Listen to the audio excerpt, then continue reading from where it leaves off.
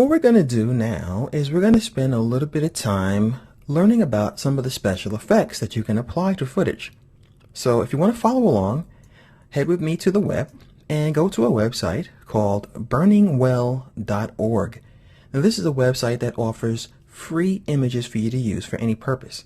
You can also contribute images to this website as well, so feel free to download as well as upload. And I'm going to choose absolutely any image. Here's one of a panda. So you can do one of anything at all because the effects are going to be the same. But if you want to, just do a search for feeding time for the panda right here in the search field. And then simply drag this image to your desktop, or you can right click on it and choose Save Image As and save it to your desktop. Okay, now that you have your image, head over to After Effects. And once again, any image is fine. We're going to create a brand new file. So I'm going to go to File, New Project. All right, so what we're going to do at this point is we're going to then bring in our footage. So I'm going to right click in the blank project field, and I'm going to bring in that file from the desktop. All right, so here is my panda image, and I'm simply going to drag it down here into the timeline. All right, so there he is. I work on a smaller monitor size than typical, so it was way over there, and I just had to collapse it by clicking this button. So one of the first things I want to show you guys is how we can do a basic color correction on the panda. So let's go ahead and right click on the footage down here. And by the way, if you want to rename this, the shortcut to renaming things is actually not double clicking on the name. You simply hit enter or return, and then the field is now editable, and you can type whatever you want to. So a lot of people don't know that because we're so used to double clicking on things to rename them. But I'm going to right click on this footage, and I'm going to go to Effect. I'll go to the color correction category, and as you can see, there is a huge range of things we can do. So for example, if we want to change the color of it, we can do something like color balance, and then we have our controls here. So we can go to our shadows, our midtones, and our highlights, and we can twirl these open, and we can change the color, as you can see here. So we are removing and adding the red to this image by using this slider here for the red balance. So you can really play around in here and change the entire feel of an image. So I'll go ahead and cool it down a little bit by adding some blue. And I'll go ahead and pull that red out a little bit more, and I'll go to the green, and I can go ahead and just move it a little bit over here to the right. And as you can see, it's too much green, but it's a lot cooler than it was before, where it was a little bit more outside. So that was the midtones. You can also go to your highlights, which are the bright spots, and do the same thing. So you can drop the highlights down, or you can really bump them up. So you can make things look like they're underwater by doing this. You can also affect the shadows, which are these regions here. But currently this image doesn't have enough contrast because we really played around with the sliders so much.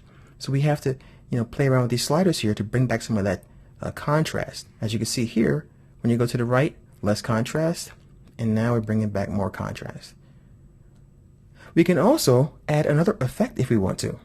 We can right click on it again, go back to that same category, color correction, and we can also do other things.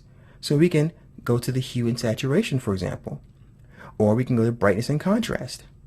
So if your image needs even more contrast, we can go ahead to the contrast slider, and we can remove the contrast by going to the left, and we can go to the right and add more contrast.